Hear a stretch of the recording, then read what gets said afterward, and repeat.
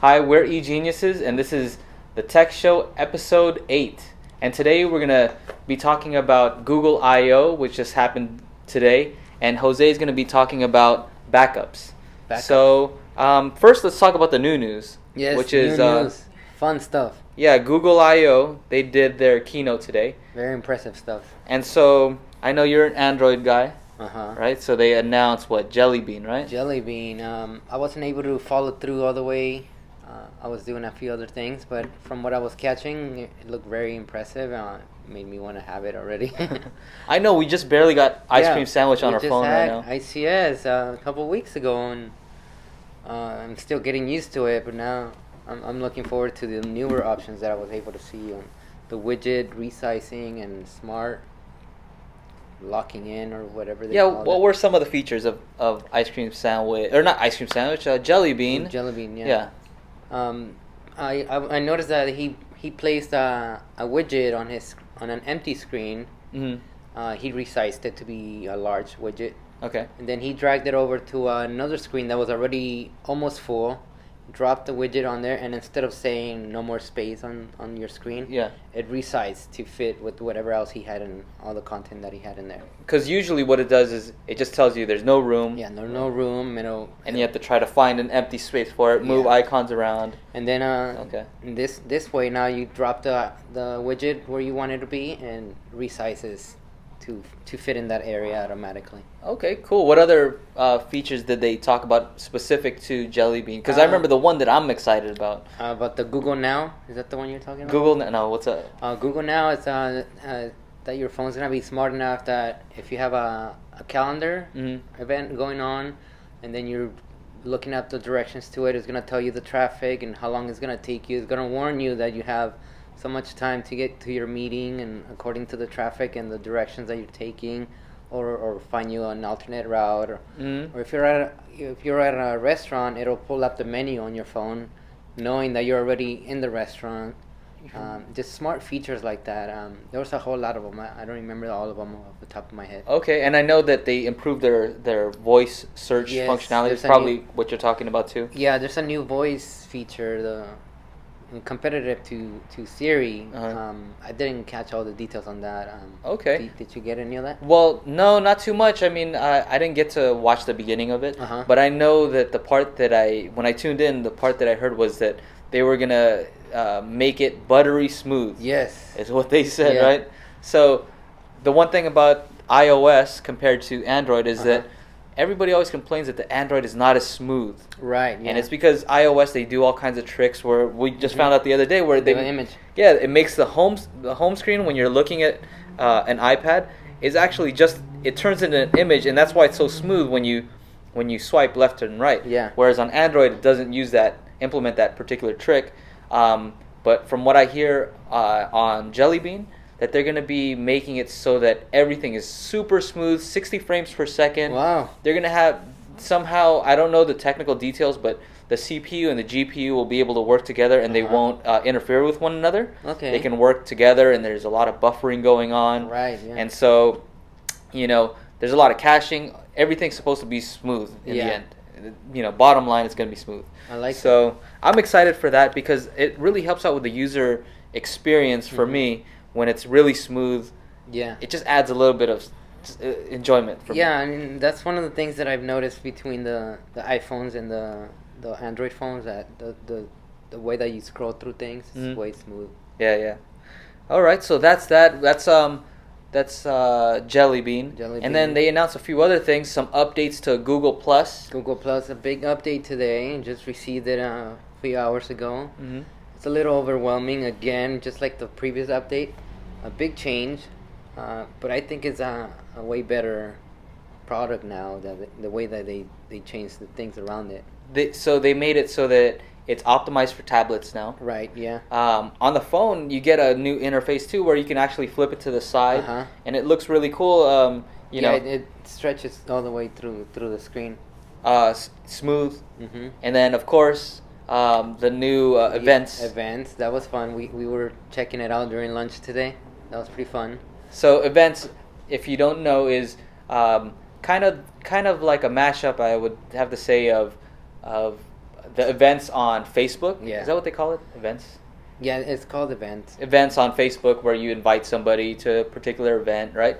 But then also, it's kind of like, what's that other one that people use when you email somebody? Evite. Evite, yeah. It's kind of like an Evite. Yeah. In that you can kind of theme it and make it look a certain way. Yeah. So they have all these themes.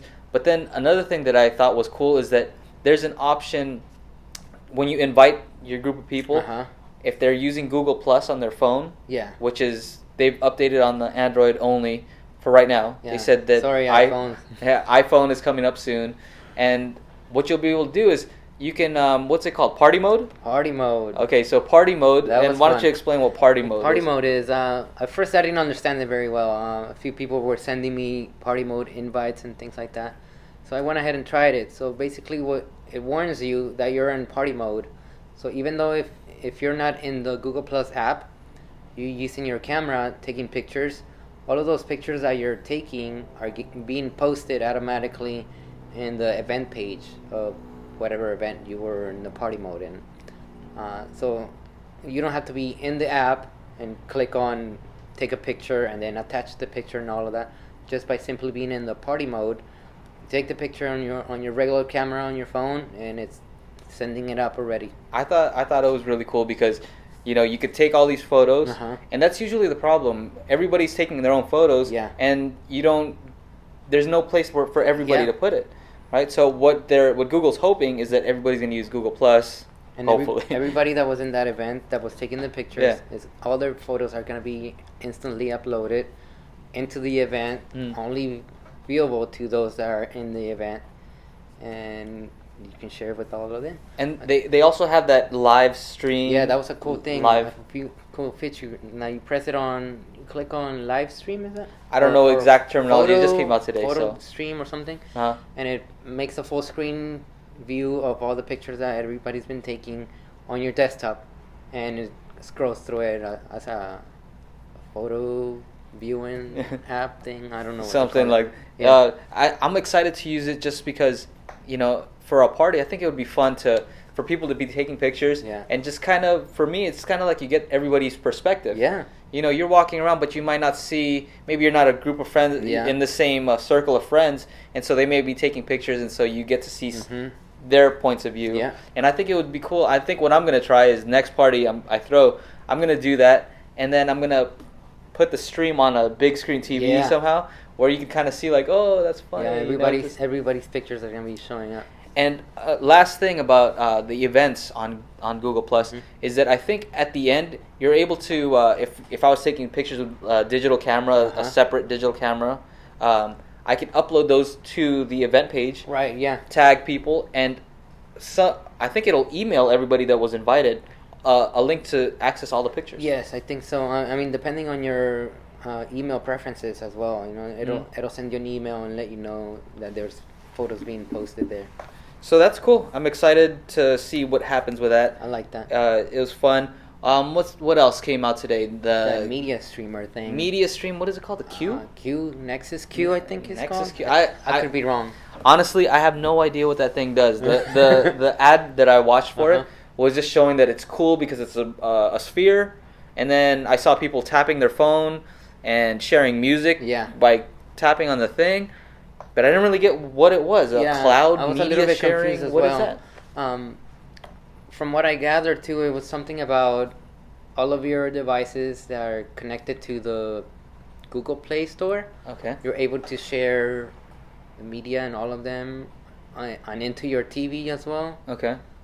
But don't quote me on it. I didn't really follow all the details. I was looking at the comments on YouTube, right? And people were saying, why couldn't they implement this into the Google TV? Yeah. You know, and so to me, it was kind of like Apple TV, like AirPlay. Yeah. From my understanding, it's like, all right, I'm watching something here, I'm gonna send it to the TV, and I get to watch it. But the funny thing was, the Q was in the middle of the table, so it didn't look like it was connected to the TV. So what I'm confused about is that you could already do that now with your Android phone or Android tablet and watch one movie in one device and switch to the other one and continue. Yeah, I can now with the new features. They updated YouTube today on the Android, and you can send to the TV. Uh-huh. So I understand that it does something, but I don't know what that something is. Yeah. No, I don't know. Maybe I need to read up on it some more. I think they need to present it a little bit more Yeah. better, because they were doing something with sharing, right? Yes. Well, what do I need to do that for? I just sent somebody my entire playlist Yeah. from Spotify, or can you share your playlist from Google Play Music? You cannot. No? But I think on JellyBean you're gonna be able to do it, because I saw something about the the Play Music app being able to share your playlist with somebody else. I thought it was gonna be an update for the current one, but apparently not, because there's nothing there yet. Okay. So I'm guessing it's part of JellyBean. I saw one last thing about it is I saw that on the demo video that they were showing was that they were saying like, oh, everybody can be a DJ. Yeah. They were tapping it. They're tapping on it with their phone. Video DJ hangout thing. Mm-hmm. I think that was confusing too. I didn't get it. Anyway, we'll review the queue once we figure out more about it, and also when it's not $300, because that sounds pretty crazy for a device I don't even know. Yeah. You know, half of what it does. The device that I did like was the $199 Nexus 7. Yeah. That one looks pretty cool. $199. $199, yeah. That's taking out the Nook color or Nook tablet and the Kindle Fire. Yeah. Why would you get those devices when Google is presenting the one that they say this is the Google tablet? $199. Quad core. Is it JellyBean or? I think it comes with JellyBean. Is like a preview version. Is what they said. Okay, preview is good enough for me. Good enough, yeah. Good display, IPS display, or what they say it was 1280, 800. It was 720p, right? And so that's good enough for a 7-inch display. It looked like it looked kind of nice to hold. Yeah, it didn't look too big or too small. I think it was a good enough size to do the things that you would need to do on it. All I know is quad core for $199. Yeah. You know, you can't really go wrong. That's all I heard. Quad core, $199. Okay, I'm sold. Do you know if it has any other like? It's only Wi-Fi, I believe. I didn't catch that. Okay, so anyway, we'll check that out once we get our hands on one. Yes.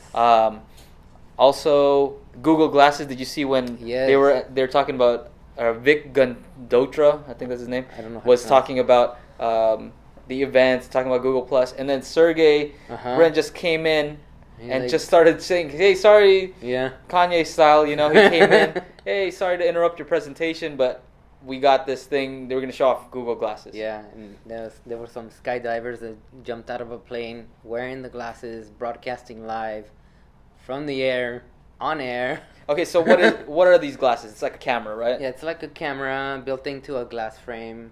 Okay. And I don't know, is it running Android? I'm assuming. I don't know. They never show what's on that screen. Yeah. Because it has like a little screen, and they never show what's on the screen. Yeah, so it's basically like all of the Google apps built into these glasses, so you can be hands free with all the options for it. You know, to take a picture, to get directions, and. I want to know how it switches. Like, I want to join a hangout. Yeah. I know it can take pictures. How do you make it take a picture? Yeah, I don't know, but there was some $1,500 for that. that. $1,500 only to the people that were at the conference. So I would imagine a lot more for retail later on. So what happened? I guess this is kind of like a publicity stunt, in my opinion. Like, something to talk about. So we're talking about it. Yeah. They jumped. Okay, so he had a bunch of people wearing these Google glasses. Yeah. And they started off by jumping off of from a plane? Of a plane. They landed on the roof of the building where they were at. And then some people in a bike did a couple tricks and flips through the building, working their way down into the same conference area where the event was taking place. And the dude scaled down the side of the building and then ran in.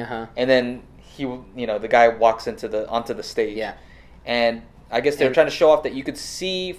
Did they do a hangout? Because I didn't get to watch that part. So everybody that was skydiving was wearing the glasses, and they were all in a hangout. That the hangout was being broadcast into the conference center.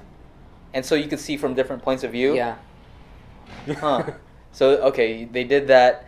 They ran in, and how were they getting internet access? I don't know. They kept switching off a backpack that they were wearing. I'm guessing they had some. So whoever had the backpack had the internet. Some kind of a hotspot or something. But I'm not sure how it all works. But they were broadcasting from an airplane. It worked. So we got Google Glasses. We got the Nexus Q, the Nexus 7, JellyBean, Google Plus app.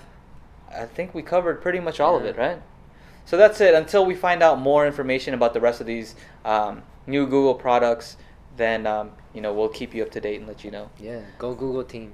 But something we do know about, yes, and it's because we have experience. And we do this very often. Is what? Back up your data. Please.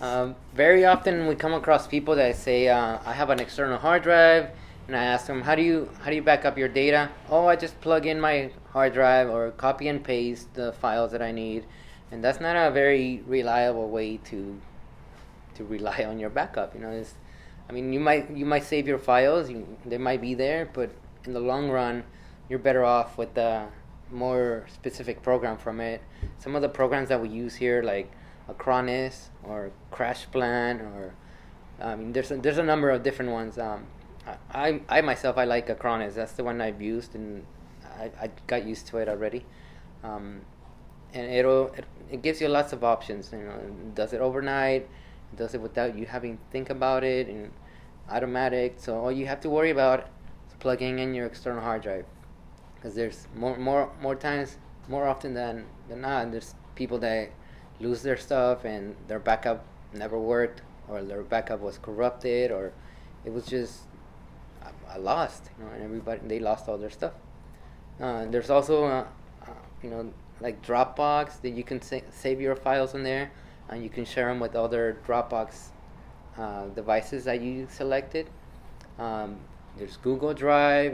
There's a lot of different options. There's SkyDrive, and there's tons of places where you can put your file. Yeah. The thing that we've probably done like at least 3 videos talking about backups. And yes. Just because people still don't do it for some reason, maybe it's kind of complicated to get it set up. Actually, it's not as easy. The setup part is a little confusing, but that's what we're here to help.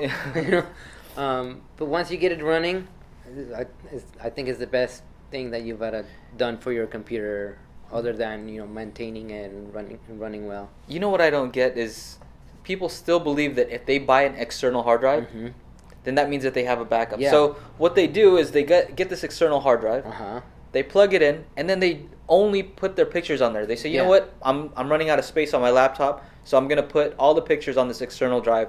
So that's my backup. Yeah. They don't understand that in order for it to be a backup, you have to have it in 2 or more places. Yes. Right? So what happens is they put all their pictures on this external drive that they think is a backup. They go and they drop the hard drive, or somebody steals it, something happens to the drive, and all their pictures are gone. That's not a backup. Yeah. Right? The only way that you can have a backup is if that's there and somewhere else. Right, or even better, on the cloud after that. 3 places. 3 places, yeah. So my recommendation is usually to have a hard drive, an internal hard drive in your laptop or desktop that's large enough to fit all of your videos and music and pictures and documents, all of your stuff, applications. Yeah. Have all the stuff that you want, and then have a hard drive that's equivalent in size or larger. I recommend larger because you can back up everything that's on the internal drive. As an image. Yeah. And just carry it over to the external hard drive. Right. So but also the reason I recommend having a larger drive is because then you can have a few versions of it. Yes. If your drive's nearly full and your external is the same size, you can only have pretty much one copy of it. Right. Yeah. So let's talk about real quickly. Let's just talk about the different types of backups. Okay. I prefer to have some kind of like file backup where it's just copying the files, not necessarily an image. Okay. Although I do like an image. Yeah. But I do also like to have just a direct copy of the file so I can plug it in somewhere else and access those files without using a different program. Yeah, because you have to keep in mind that image, if you did do an image, it's not a readable image. You could only read it through the software that you did a backup with. So what's an image for these people? An image is a complete copy of what's in your computer on your hard drive from programs, which if you do lose your computer or you need to reformat or whatever happens to be, you cannot back up your programs. You cannot extract them and reinstall. You would need to have the full CD or the program installation file to reinstall it over. And with the image backup, it makes a whole image of exactly that moment of what's happening in your hard drive, from programs, files, settings, updates of Windows, everything, all in one shot. It makes a copy of it and puts it on the external hard drive. And so if you need to get a new hard drive, something happened to your old one, you could just restore it, yes, turn on your computer, and it's going to look exactly the same. Yeah, exactly as the moment that you lost it or it crashed or whatever it was. Right. So that's cool. The program I like, so you like Acronis. I like and Acronis. I like Acronis for an image too. Mm-hmm. I always recommend that somebody make an image, just because certain programs you may not have the CD anymore. Maybe a friend installed it for you, whatever. Maybe you have all your settings set up a certain way, and it's a pain to have to reinstall everything. Yes. Even if you have your data. Data's number one. Of course, you want to have your data because you can't replace that easily. You can't take a picture that from 5 years ago. You can't redo that. You can redo. You can always redo your programs, although it's a pain. You're gonna spend a day or two just resetting up your stuff. Yeah. So if you can have an image, you can get all that back up and running, easy. I also like having a file backup for your important files, just so you can easily plug it into another computer and start working immediately. Yeah. And then from there, I like an online cloud storage like CrashPlan offers. Yes. And I'm not familiar with the details of CrashPlan. But I think it's it's like around $55 for an entire year. Okay. Unlimited storage. And what'll happen is any of your important files, if something were to happen to your computer, let's say if you have your laptop, you have your backup drive, if somebody steals it and you have them together, they're going to take both of them. Right, yeah. They're not going to say, let me just get the laptop. They're going to take both. Take everything. And then all your data is gone. Screwed, yeah. If your data's online, they can't just, they can't access that. And so that's the worst case scenario. At least you'll be able to download all your data again. Right, yeah. And I think that's the best solution. I like that. All around solution. I think I need to sign up for CrashPlan. CrashPlan? Yeah. All that music that you have. I do. Pictures. Most of my backups are mainly because of my music, because everything else, documents or pictures or whatever, they're on the cloud somewhere. Cool. So that's pretty much it for today. Thank you for watching. And if you like our videos, of course, feel free to subscribe. We're going to try to listen to what you have to say. If you have a comment or a question, we'll do our best to answer it and try to do videos based on what you tell us that you want to hear. Yes. So we're here. We're here. Once again, I'm Joey. This is Jose. You can find me at google.com plus.google. Actually, you know what? Just go to jmariano.com. Yes. And that's all you'll find my Google profile. Jose. And you can find me at joseamaraljr.com, and that'll take you to my Google Plus. Yep. So that's pretty much it. Thanks for watching. Hope you enjoyed the show.